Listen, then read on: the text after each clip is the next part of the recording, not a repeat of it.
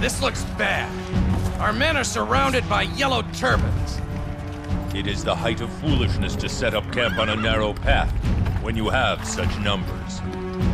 Yeah, but look on the bright side. Now we get to rescue them. Yes. You finished talking? Do this right. Let's get on with it, Yuan. Yeah! Oh, whoa! Whoa! Words are not needed for him. Impressive.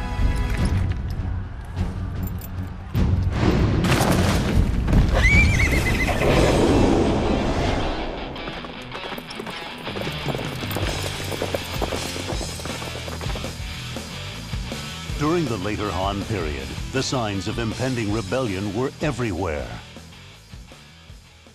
Corruption within the imperial court had thrown the land into chaos and caused the people to suffer greatly. In this time of uncertainty, the people found themselves yearning for change. Zhongjiao, the leader of a religious sect known as the Way of Peace, fanned the flames of rebellion and formed an army. This uprising would later come to be known as the Yellow Turban Rebellion. The threat of the Yellow Turbans loomed like a dark cloud over the Han. Sensing their impending doom, the imperial court raised the call for troops across the land. Among those who answered, one was determined to use the turmoil to make a name for himself. His name was Cao Cao, the hero of chaos. With numerous loyal followers, he threw himself into the battle. For within his heart burned a secret ambition, the likes of which the world had never seen.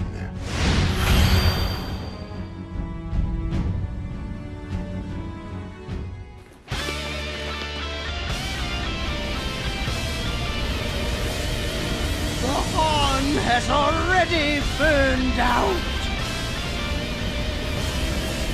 Fools who would defy heaven's will, feel its fiery fury!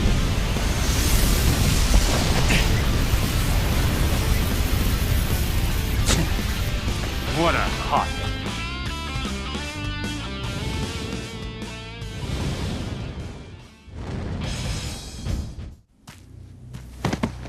What is it that you wish to achieve by defeating me?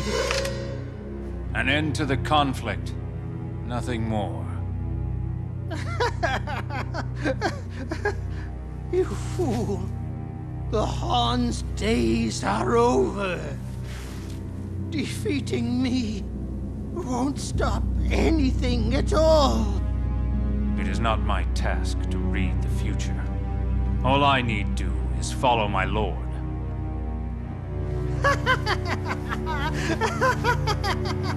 You blind, pathetic fool! You may find your loyalty is rewarded with heartless betrayal.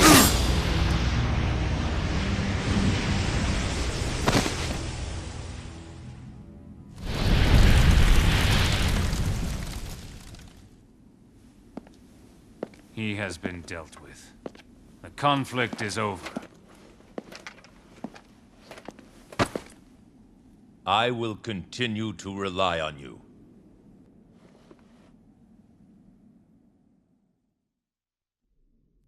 Long past its peak, the Han Empire had nowhere to go but down. However, the might of Cao Cao helped bring an end to the Yellow Turban Rebellion. As a result of his deeds in battle, he was promoted to the rank of colonel. Meanwhile, the Han Imperial Court lost the last vestiges of its authority and influence. It was then that Cao Cao's childhood friend, Yuan Xiahou, rose to power. We must slay the 10 eunuchs who are responsible for this corruption. He gathered together various warlords and eliminated the eunuchs. However, from his position within the imperial court, Cao Cao could sense it. The 10 eunuchs were not the only ones harboring the smoldering sparks of rebellion. For there was another threat, a violent wind capable of toppling the once mighty Han Empire. And that threat had a name, Dong Zhuo, a brutal warlord feared far and wide.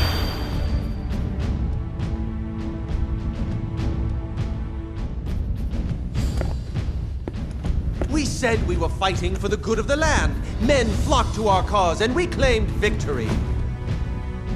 But among those men were evildoers like Dong Zhuo. Now he has ultimate power, and it seems our efforts were all for naught. I don't know if the Han will ever be able to bring peace to this land. A fine speech. Very rousing. Yes, well, we must stop Dong Zhuo. You owe me, remember? You're going to help. Got that? What is it? My lord, Dong Zhuo wants to see you.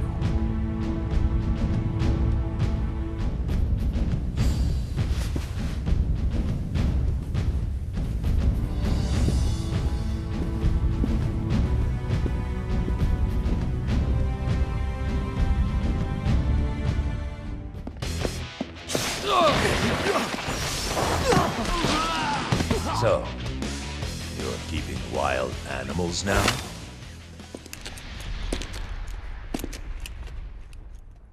I am Lu Bu. You must be the fleeing rat.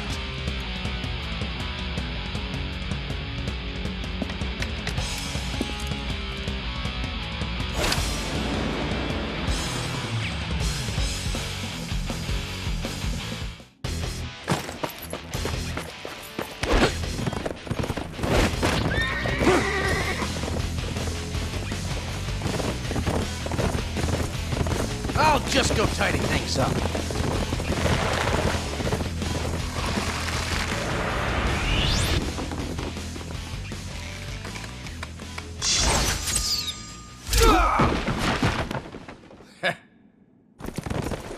You knew this would be dangerous, didn't you? I wish to see this Dong Zhuo with my own eyes. I don't know how long I'll last doing stuff like this. Maybe I should get out of the bodyguard. Then maybe I'll get you a guard dog like Lu Bu. No.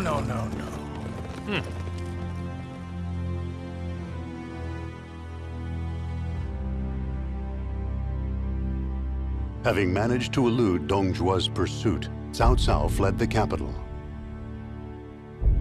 Yuan Xiahou was forced to retreat to Ji province in the north as well. The other warlords also escaped the capital and returned to the homes which they had left behind.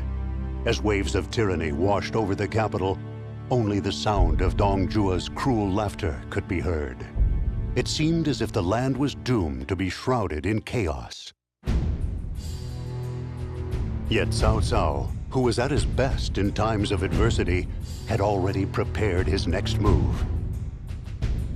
He raised troops and sent a call to arms to the various warlords across the land. His aim was to form a coalition against Dong Zhuo, with Yuan Xiahou as its leader. And so, Yuan Xiahou, Cao Cao, and numerous other brave souls began their march on the capital to confront Dong Zhuo. Which side would emerge victorious? The harbingers of a new age, or the tyrant who epitomized the evil that men do? The answer would soon be revealed on the field of battle.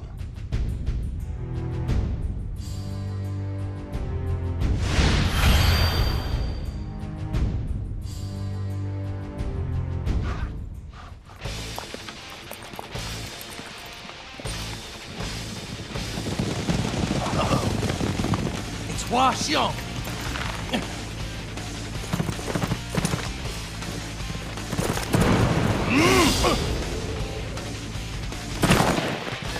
The enemy general, Hua Xiong, has fallen before me.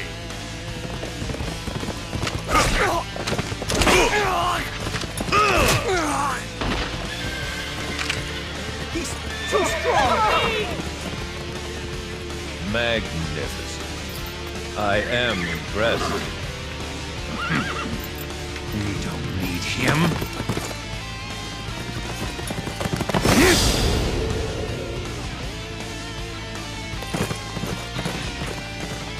Now he's done it. He's gone and got him mad. Almost as quickly as they had come, the winds of tyranny disappeared from the land. Faced with the onslaught led by Cao Cao, Dong Zhuo was driven from Luoyang. In his new capital of Chang'an, he soon found himself betrayed and murdered by his retainer Lu Bu. For a time, the land knew peace once more. However, with nobody to rule, this newfound peace was tenuous at best. If only there was a hero who could unite the land. Powerful though he was, Cao Cao was yet one warlord among many. It was then that remnants of the Yellow Turban Army rose up again. They moved from Qing province, looking to assassinate the Viceroy of Yan.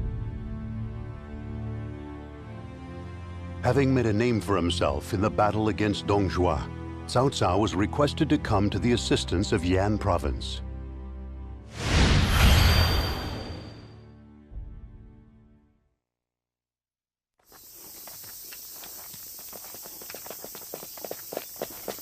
Hey! This is our turf! What do you think you're doing? Hunting tigers.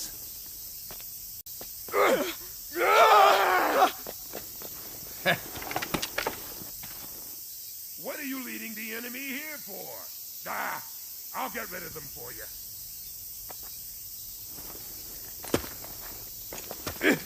It's them! You teach them a lesson, will you? They feed me once, and now I've got to look after their sorry hides.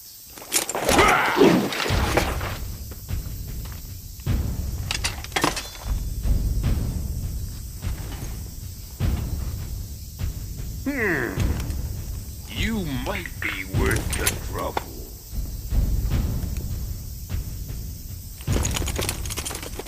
Our enemy is the Yellow Turbans, though they have no officers of note left. But they still have numbers, and their tenacity must not be underestimated. I was hunting tigers, but I seem to have caught something better. He's strong, and I can vouch for his courage. He'd make a good bodyguard.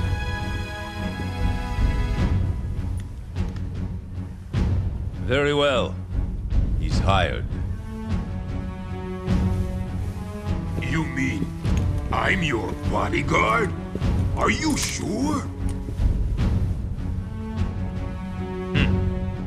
You come with the highest recommendation. He's your commander?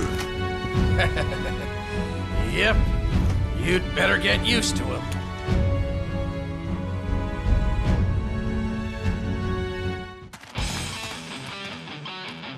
Are you the one who's been messing up our fields?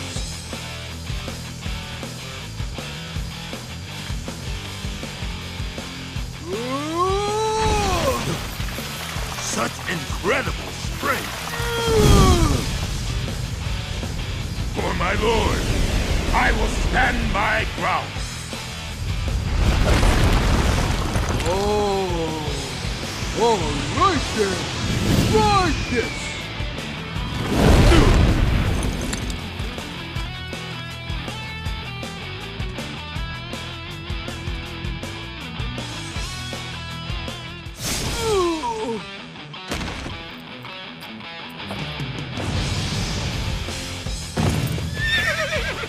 The commander! Get him! Look out! My lord, you must stay back! With a man like you protecting me, I can afford the odd adventure. My lord! Please! Why is it that you fight? For your departed lord? To defeat the Han? We're here because we want to stay alive! We can't live in a war-ravaged land! How could you ever understand us? Stop it!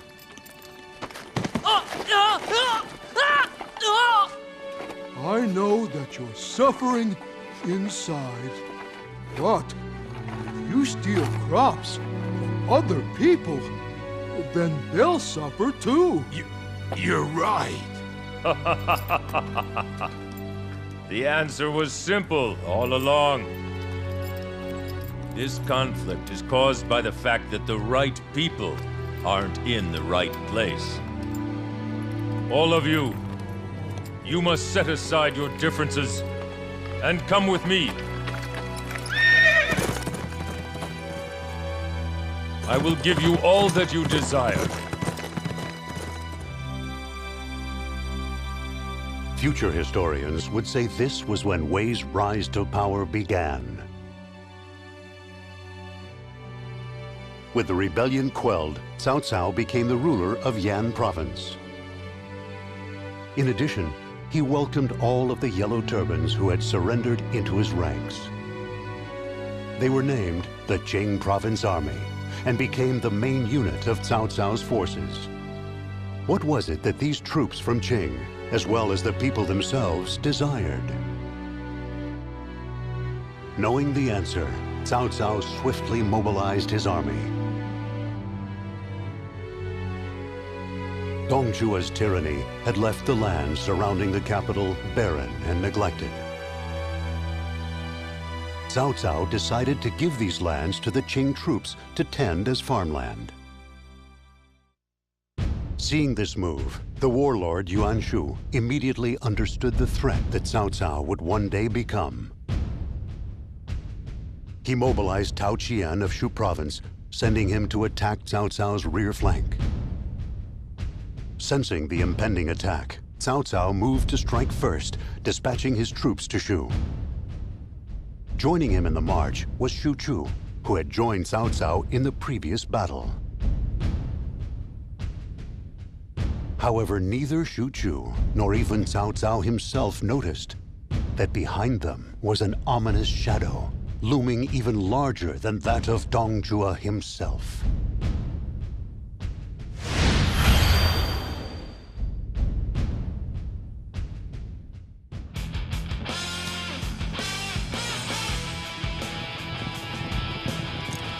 Lu Bu. He's here already. Leave it to me!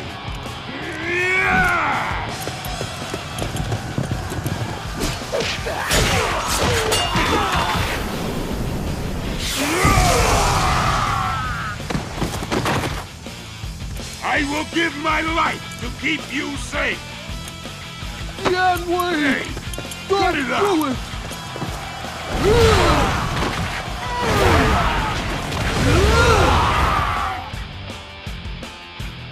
You and I have to stay alive. We're dead. We can't protect our lord.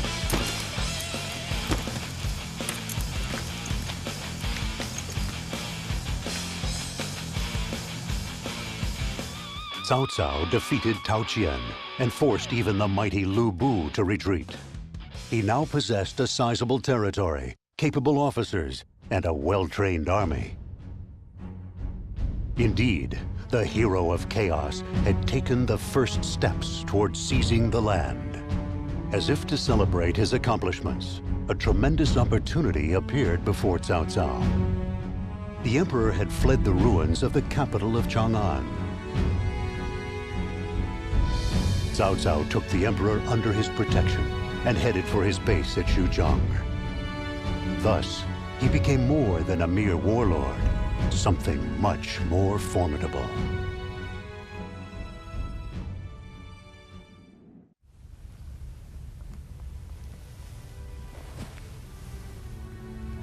Our lord has the emperor under his thumb, yet he makes no move. And the first thing he does is give land to the peasants?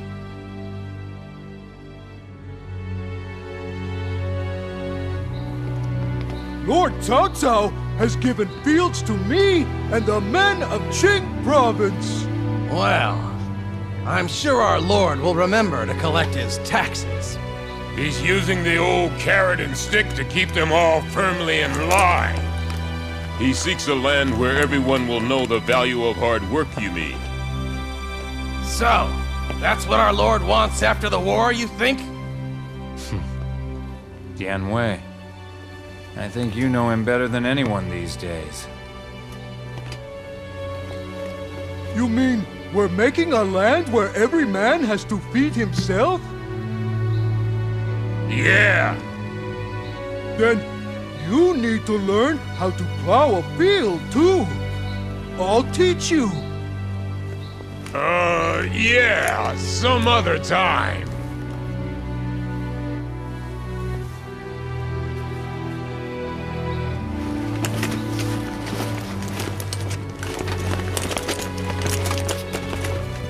Yeah! Everyone has to pitch in. Come on! But I'm a warrior.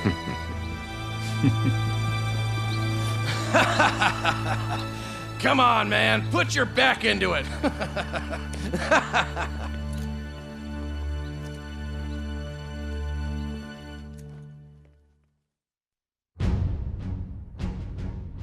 With the Emperor under his control, Cao Cao sent a clear message of his intent to rule the land. However, many battles yet stood between him and total domination. In Hebei, Yuan Shao had gathered a massive army to further his own ambitions. Additionally, Yuan Shu had obtained the legendary Imperial Seal and used its authority to declare himself emperor. These two powerful opponents bided their time, waiting for an opportunity to strike against Cao Cao. Furthermore, numerous warlords began circling the emperor like a pack of hungry wolves waiting to pounce. It was then that Cao Cao found himself embroiled in a heated battle. His opponent was Zhang Xiahou, who hailed from the land of Wan. With the mighty Dian Wei on his side, Cao Cao was confident of his advantage going into battle.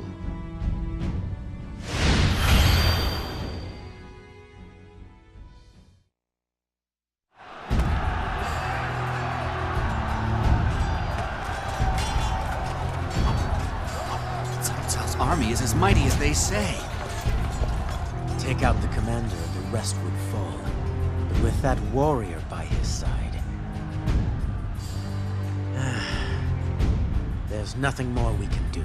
You would abandon me? Well, if it truly bothers you, I suppose you could always surrender. What? Oh, yes. If you are going to surrender, make sure you do it humbly.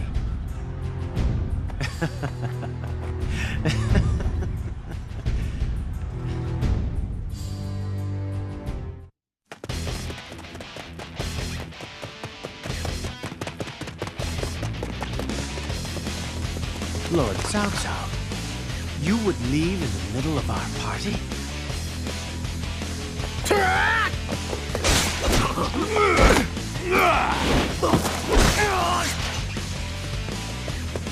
That's enough. His bodyguard may still be with him, but we can overcome too.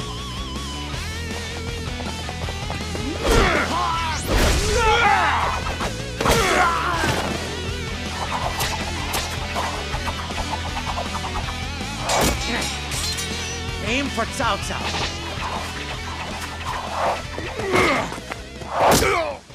Dian Wei! The first time I met you, I thought you were a little crazy, my lord. But when I saw how happy you made Xiahou, I understood. I knew I wanted to see the world you could create.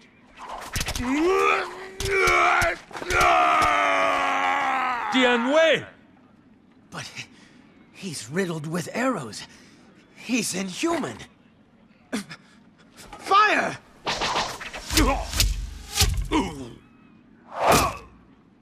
No one is getting past me! Go now! Escape while you still can! I will not apologize, but I will make your dream a reality. Don't let him get away. After him! My lord, promise me you will make our dream of a new world a reality. Sorry, Shuju. Maybe we'll tend your field together another time.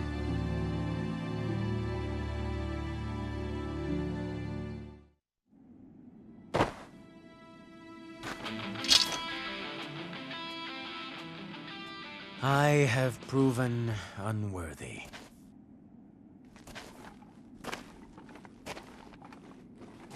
I will not kill you. What? You would show mercy to a man like this?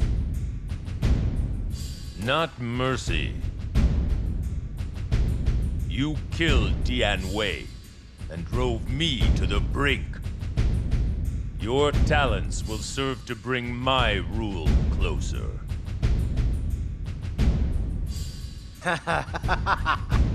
You are a wise man, my lord. No mercy. If I find you are no use to me, you are dead.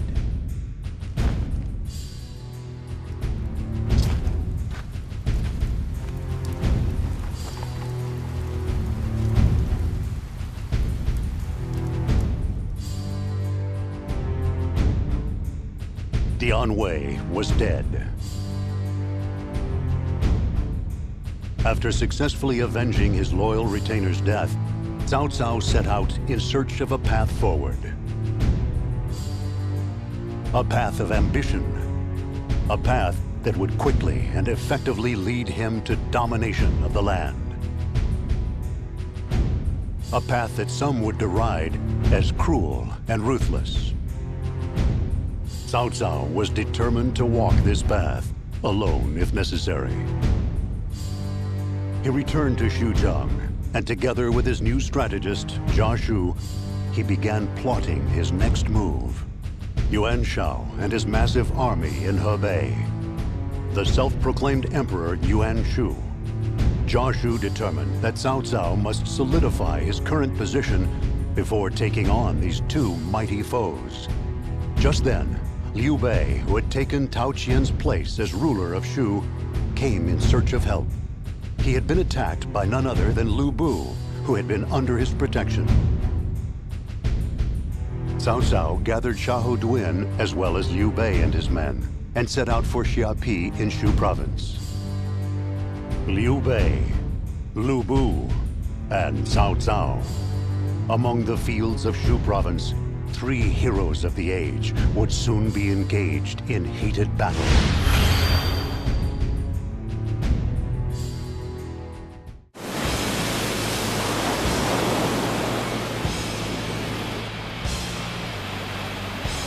About time. But here is where the real battle begins. We must claim Lu Bu's head. Don't fall behind Guanyu. My lord!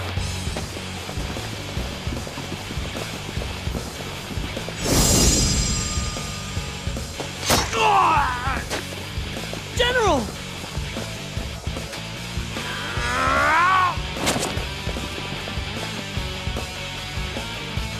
Don't just stand there. Follow me!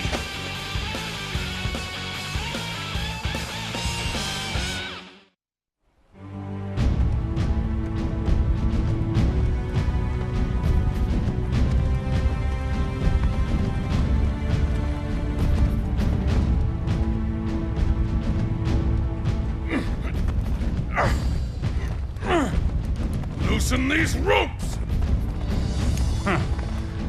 They're just right for a wild animal. Xiahou Duin. Fine work. Cao Cao, I hear that you make use of talented enemies. Then use me. The world will be yours. Have some dignity, Lu Bu. Die like a man of courage and integrity. Kill Lu Bu. Cao Cao! Curse you! Why? So, would you have shown mercy to that animal?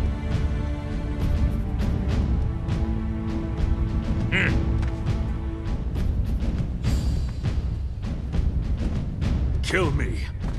I am ready to die. No.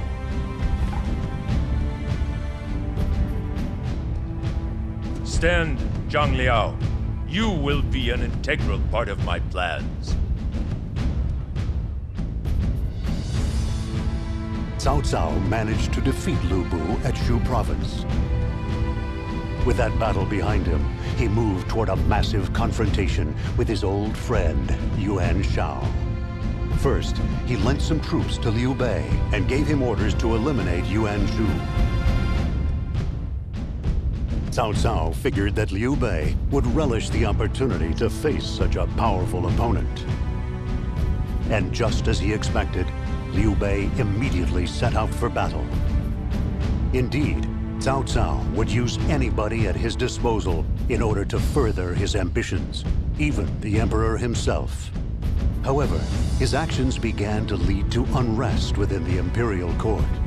And so, the Emperor issued a decree that Cao Cao was to be assassinated.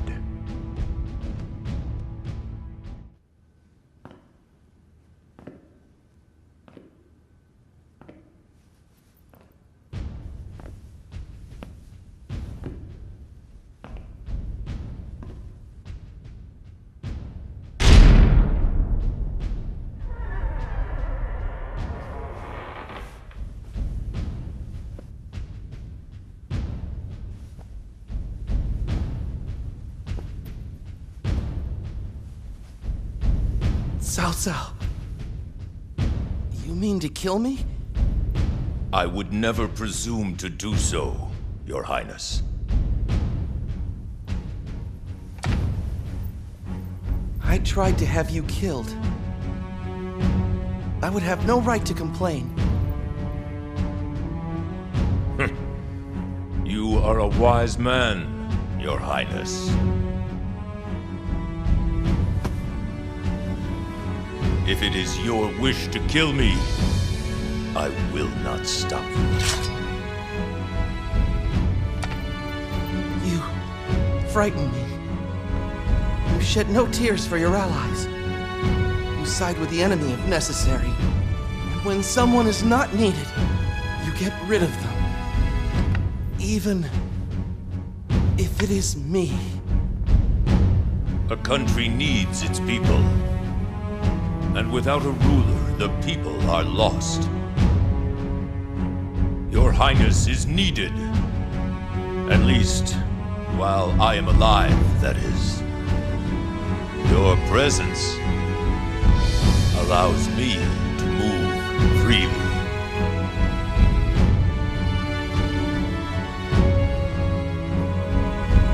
To walk upon my ordained path to build a new and better land.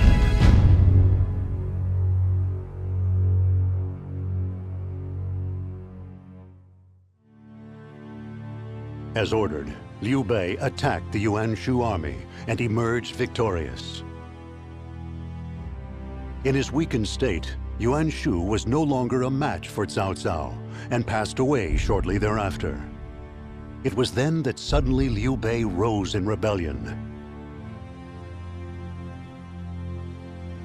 Cao Cao was determined to bring his massive army down upon Liu Bei's forces, leaving none unpunished. Liu Bei was a mere nuisance whose blind devotion to the concept of virtue would only lead to more chaos. Liu Bei's army crumbled before the might of Cao Cao's ambition. Once again, Liu Bei was forced to wander the land with no place to call his own. As a result of this fierce battle, Cao Cao welcomed a new general into his ranks. It was none other than Guanyu, a warrior who combined honor, loyalty, bravery, and intelligence into one formidable package. Having coveted Guanyu for a long time, Cao Cao was pleased to finally have him by his side. Finally, he was ready to face his old friend Yuan Shao.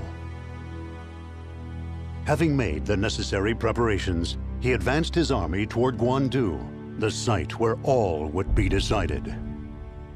Cao Cao and Yuan Shao, their battle for control of the land was about to begin.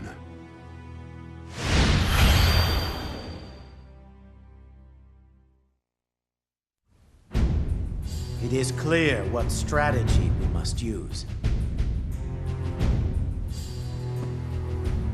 Place decoys at Bai Ma and Yanjin.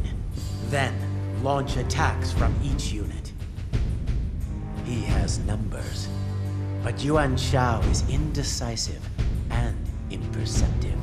He is a man of the past. This should be enough to deal with him. However, the problem is those decoys, though. The enemy is so great in number that they'll be simply overrun. Exactly. You're a smart man. I can see why our Lord values you so. Forgive me. It was not my place to speak out. Then you will have to go yourself, Father. So I would be the decoy. Quite brilliant, Lord Xiapi. Your father must be proud.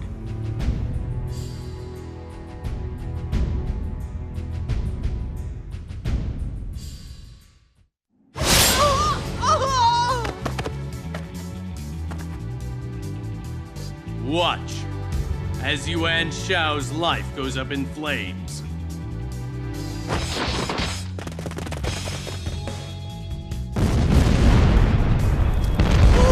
Do you want to be turned to ash too? No!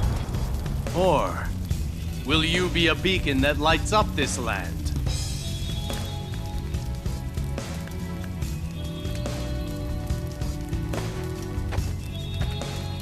Very well. I shall burn with righteous fervor for you! Oh! You fiend! Show some respect to your betters. Ah! So you forget the nobility of my station? Your insolence will not be forgotten! The Yuan have been set on the road to ruin.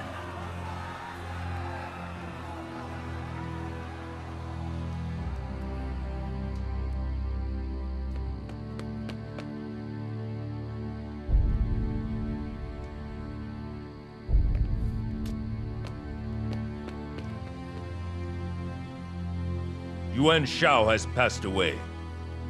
The Central Plains are now under our control. Many years have passed since Guandu. It took longer than I had hoped. But Father, the war is not over yet. Of course not. Our dominion must be recognized by all.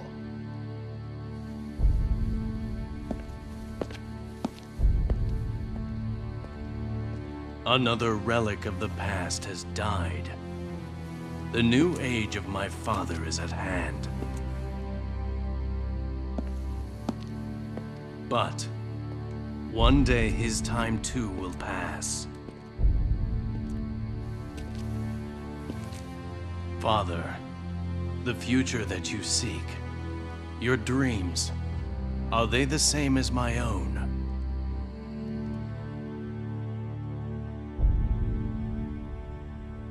Due to the efforts of Cao Pi, heir to the Cao throne, and many others, Yuan Shao was eliminated.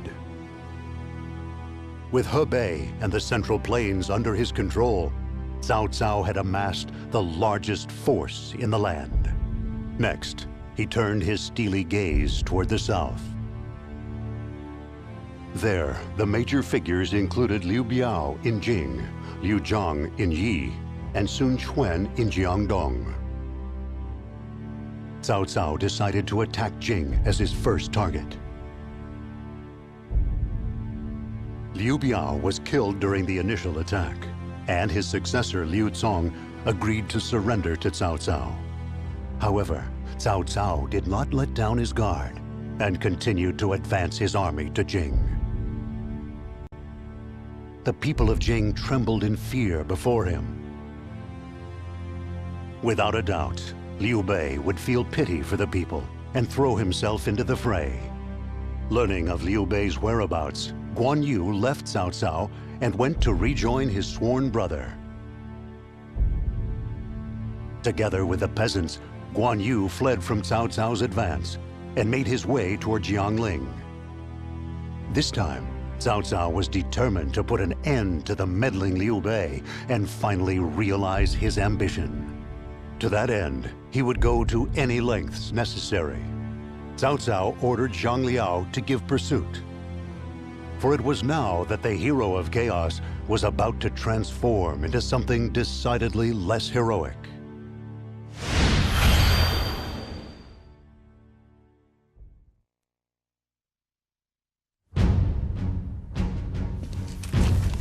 Liu Bei must be killed. Cut down any who impede you. My lord, Liu Bei's army features many who are not soldiers, but mere peasants. They have chosen to side with him of their own free will. Therefore, they are our enemy. Soldier or peasant, it matters not. Do not forget, you are my blade. I choose who you cut and whose blood will stain.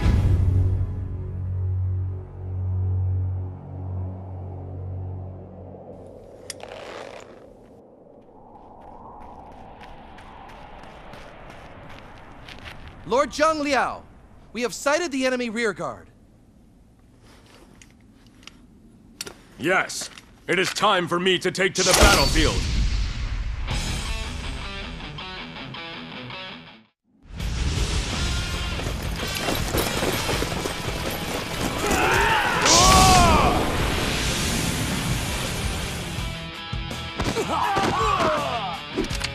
I am Zhang Fei. All right now. Who wants to take me on?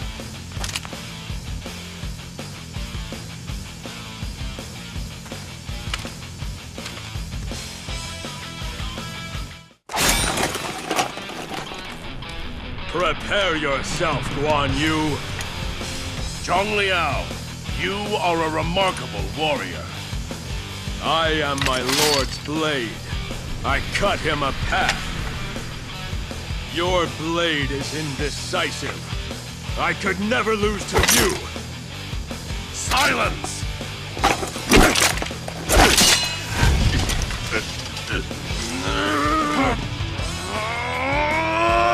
Guan Yu, are you all right? Look who's come wandering back. You're mine! Brother!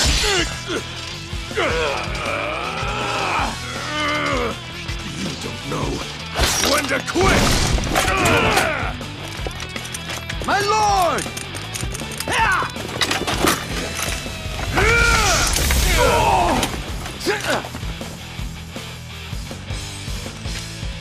How? Any normal opponent would have been dead by now. No matter how many times we are defeated, we will continue fighting to keep our brothers safe. His benevolence gives us the strength to go on. More forces are approaching. Come, men. You'll see. The day will come when our brother's virtue will overcome Cao Cao.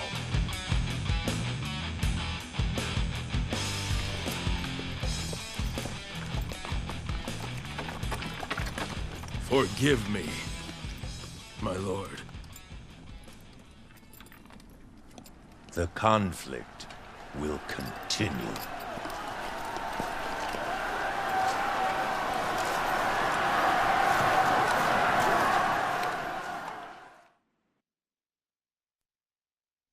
A new world lay just before them. Zhang Liao's fierce pursuit forced Liu Bei's forces to scatter. Liu Bei himself managed to escape to Jiangsha. Cao Cao secured his hold on Jing and immediately moved to apply pressure on Sun Quan in Jiangdong. With his giant navy, he filled the banks of the Changjiang. If he could defeat Sun Quan and Liu Zhong of Yi Province, his conquest would be complete. Xu Chu and Cao Cao's other generals could almost picture the day when their long journey would come to an end. Little did they know that lying in wait for them was a secret plot by the strategists Zhuge Liang and Zhou Yu. Cao Cao would need to summon all of his might to bring his plans to fruition. For his destiny would soon be decided here, along the banks of Chibi.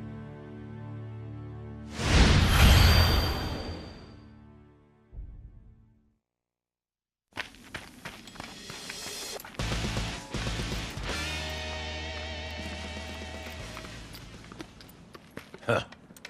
So my greatest enemy turns out to be you.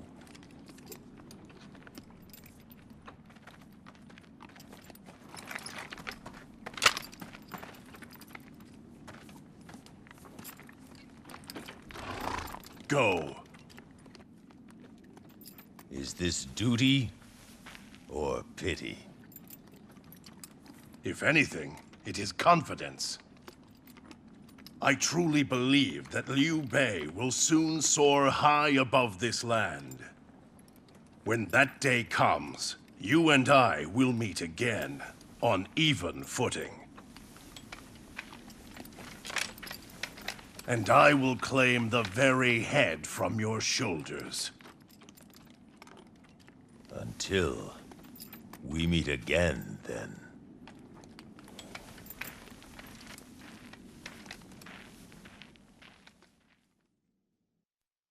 Cao Cao's ambition had been swallowed in a sea of crimson flame. However, he would not abandon his quest.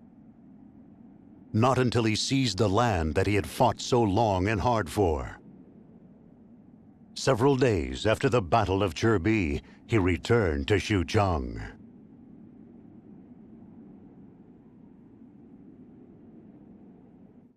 Thrust! Sweep! And again! Remember the shame of Turban! Never again! Is that it? Is that all you lot have?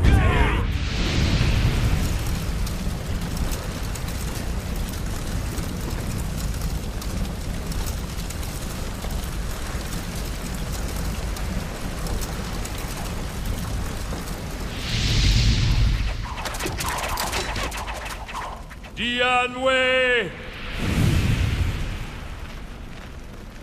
Oh, it's a demon! Lord Liu Bei, save us!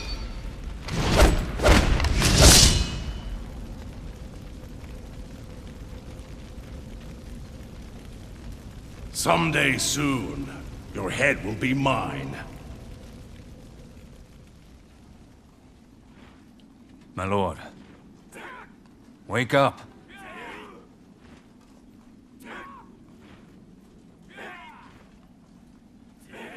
I was dreaming. I thought you were depressed by Chibi, but I see you're relaxed enough to nap. There is no point in crying now.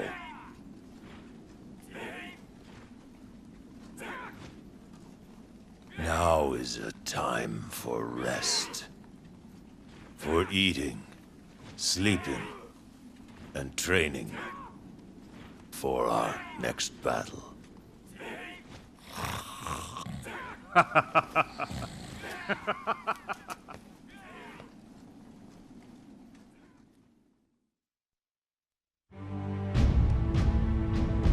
Cao Cao, Sun Quan, Liu Bei.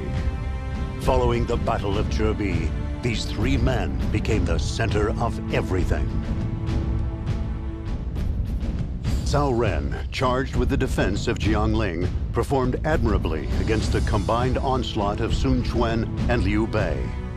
Even though the city eventually fell to Zhou Yu, he was able to hold out for more than a year. Afterward, Cao Cao again began plotting a campaign to invade the south and sent for Ma Teng. Ma Teng was one of the men involved in the previous attempt to assassinate Cao Cao. Cao Cao was determined to eliminate this possible threat before making his move south. However, his actions would lead to trouble in the west. With his father killed, Ma Teng's son, Ma Chao, gathered an army together with Han Sui and rose up against Cao Cao. Cao Cao was forced to postpone his southern campaign and instead sent his troops to Guanzhong. He was more than prepared to face his new adversary, a man consumed by the desire for revenge. The strategies of his master tactician at the ready, they came head-to-head at Tong Gate.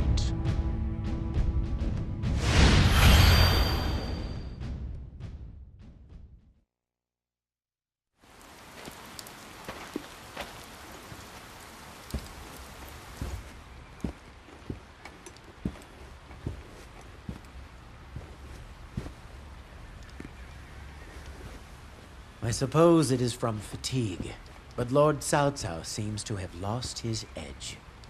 Really? Well, isn't it the job of a strategist to cover for that?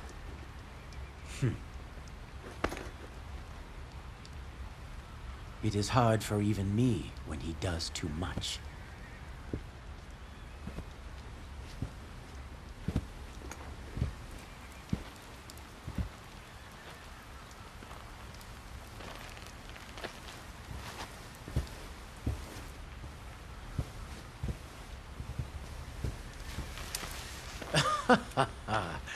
You seem tired, my lord.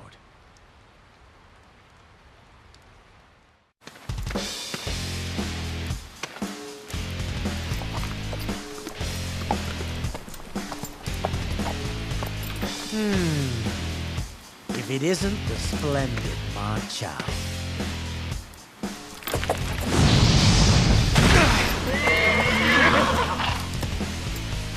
Does everyone have to be so keen to die? Come, you meddling strategist! Face me if you dare!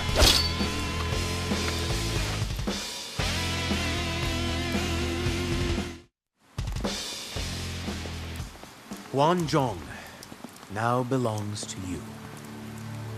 Where will you go from here, my lord? The future is unknown. Really? I thought you were a man of vision. I am.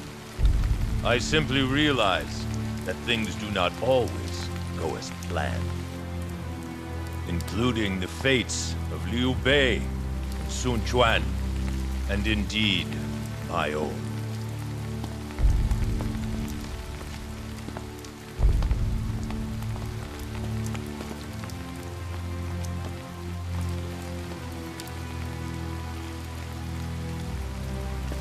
I think you're right.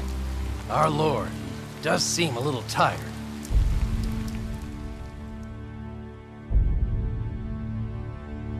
Time is limited. Ma Chao fell in defeat before the strategies of Cao Cao and Jia Shu. Fearful of Cao Cao expanding his influence in the west, Liu Zhang of Yi turned to Liu Bei for help. Considering the chaos of the times, this proved to be a costly mistake. Sensing an opportunity, Liu Bei left Guanyu in charge of Jing and moved to invade Yi. By seizing Yi from Liu Zhang, Liu Bei managed to establish a foothold in his own quest for power. Cao Cao of Wei, Sun Quan of Wu, and now Liu Bei of Shu. The land was divided into three. Upon hearing of Liu Bei's conquest of Yi, Cao Cao advanced his men toward Hanzhong, which was under the control of Zhonglu. By securing Hanzhong, which lay to the north of Shu, he would seal off Liu Bei's movements. Indeed, it seemed a very natural move for the ruthlessly logical Cao Cao to make. However, Xiahou Yuan and the others felt uneasy as they headed for Yangping Gate. They felt as if Cao Cao was uncharacteristically acting out of haste. Time is limited. Even the hero of chaos could not change this law of nature.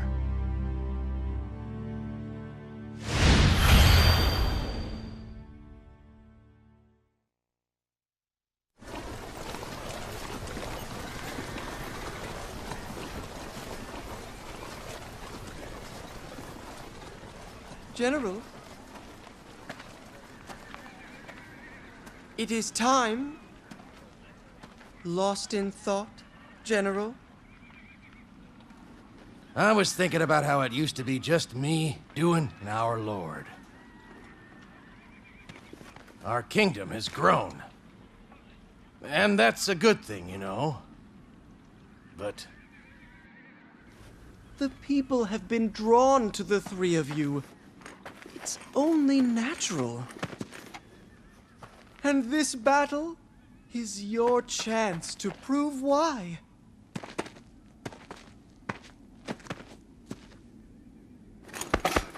Well, we can't be late. Let's get going.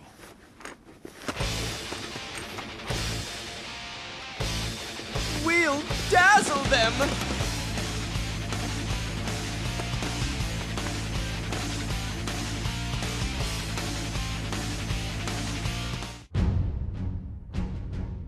Thanks to the efforts of Xiahou Yuan and Zhang He, the lands of Hanzhong now belong to Cao Cao.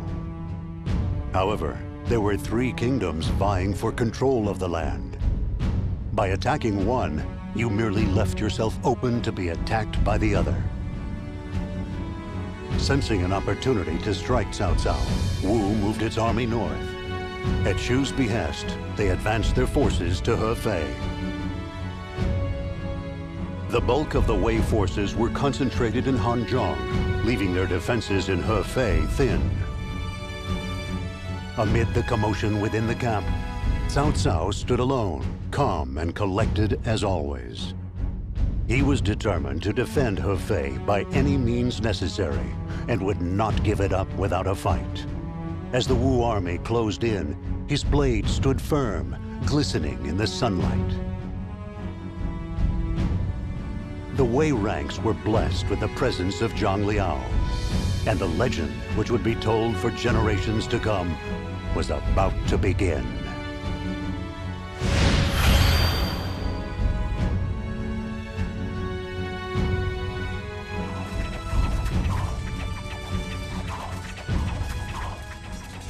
The Wu forces are relentless. We should hold up and await reinforcements. Unless we strike back, the castle will fall. I, for one, am not afraid to give my life for the good of my kingdom. I am Zhang Liao. Who will face me?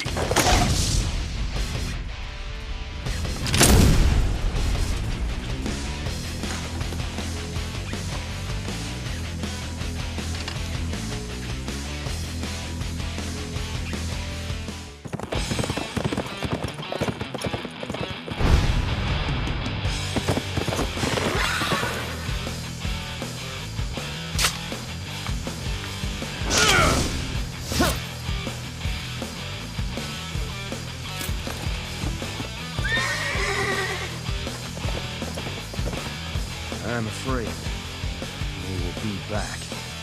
When they return, we will repel them again. You are a man of true determination. My lord's vision of the future is resolute and unwavering. Therefore, I too must be unwavering.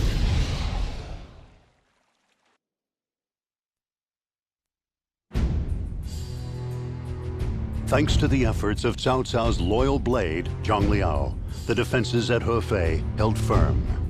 With the immediate threat removed, it was the perfect chance to advance from Hanzhong toward Yi. However, much to everybody's surprise, Cao Cao instead returned home to Xuchang.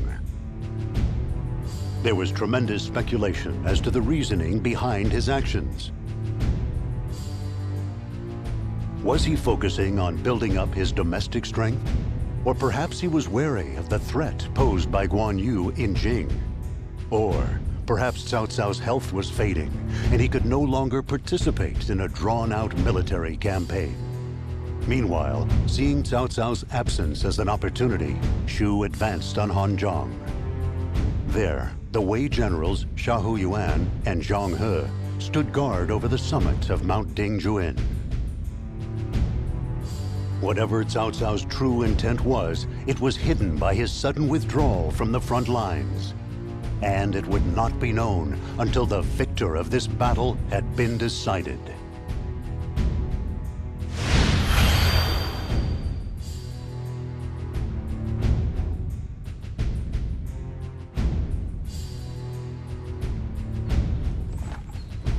The weather's quite good, which means that our camp is all too visible. I must admit, this hinders us more than it helps us.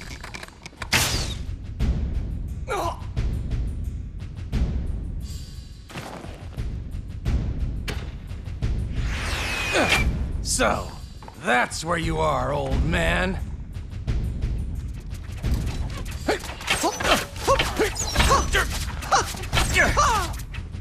I will go forth. No, I'll take care of it. You stay here! Scratched me. I'm off my game.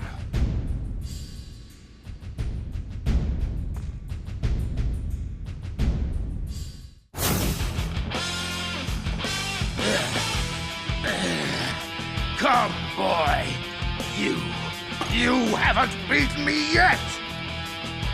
Know when to give up, old man. Take him away.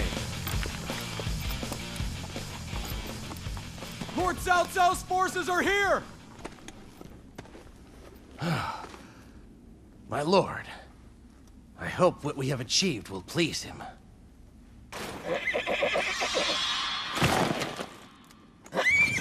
What the? How? Catch me if you can! Come on. It breaks now?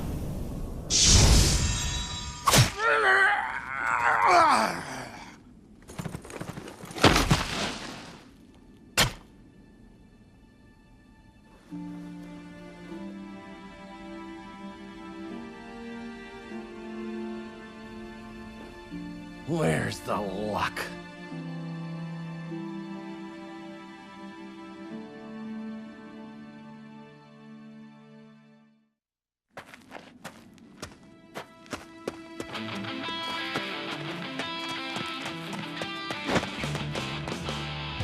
Preparations for our retreat are complete. We must not waste more lives. Guanyu has moved upon Wan Castle.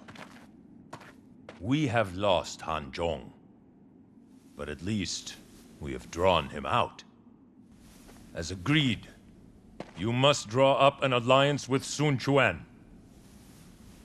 My lord.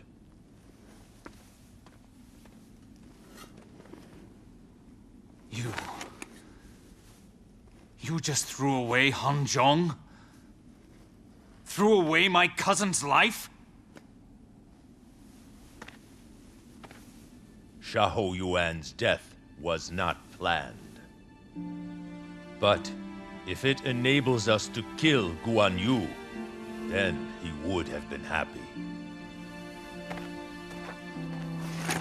You! Our lord wanted to retreat and prepare for Guan Yu's attack. But he has allowed me to launch an offensive. He does not wish General Yuan's death to have been in vain.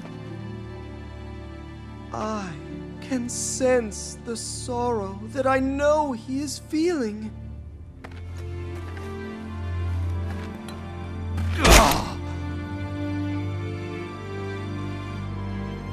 It had all been a ruse to lure out Guan Yu.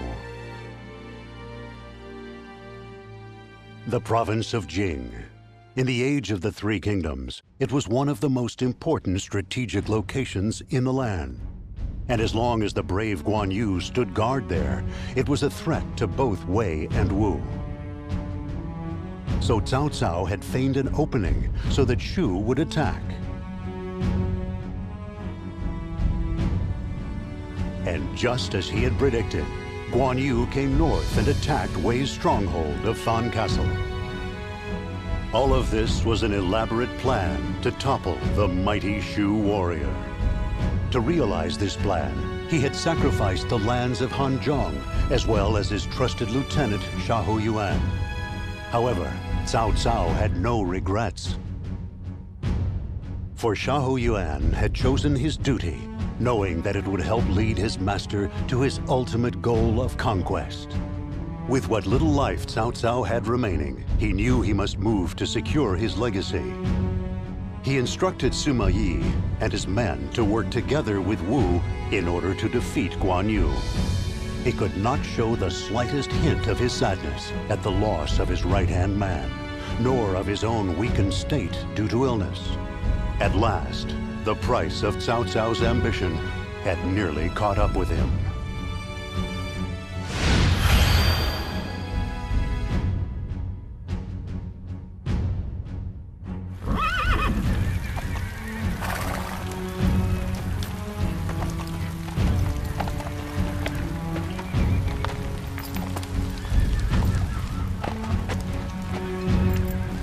I have to kill Guan Yu. We will work with Wu to kill him. There is no need for you to go. Did you think I didn't know about your illness? We don't have time to sit idly by and wait for Wu to move. Guan Yu's defeat will bring our rule closer, but it is not the end of the road. Before you die, I will at least show you a glimpse of your dream. Don't worry. I'll finish this.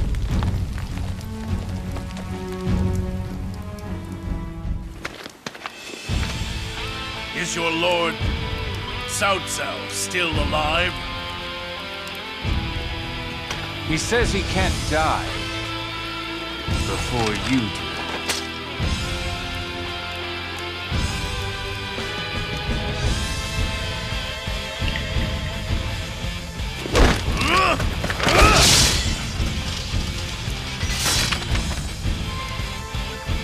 The road to conquest lies through you.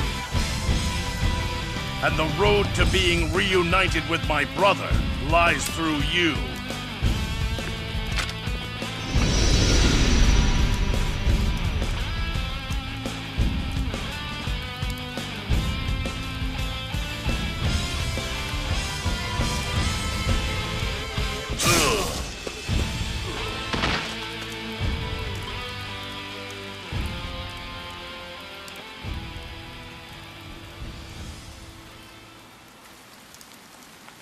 Your legendary might and your loyalty to your brothers will go down in history.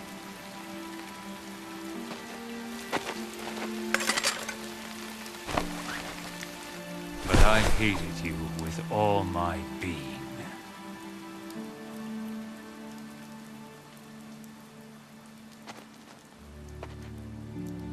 It's over.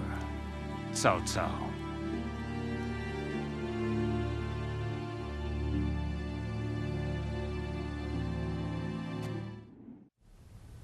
Wu should be placated by the fact that much of Jing province has been returned to them. Once we eliminate Shu, they won't be able to offer any resistance. You need your rest. Just leave it be. You're right.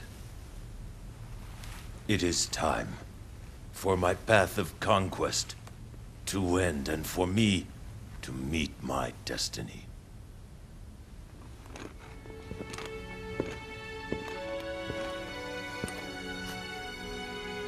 Xiahou, I couldn't have done it without you.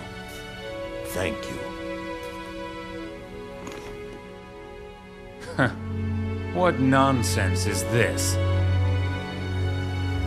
Wei, I can finally tell you I'm sorry. Xiahou Yuan, forgive me.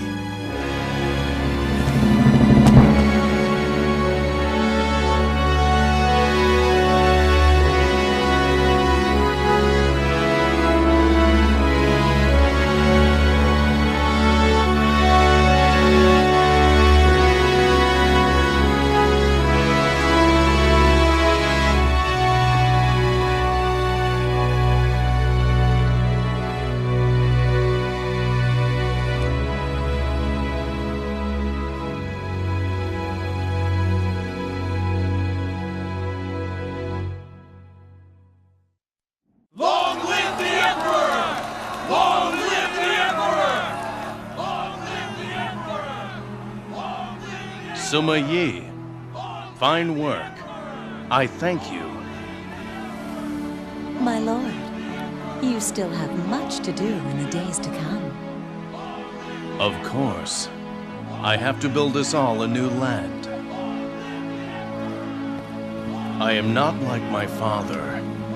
The world I create will not be like his. But I will say this. My father laid the foundations, and now I will build upon them.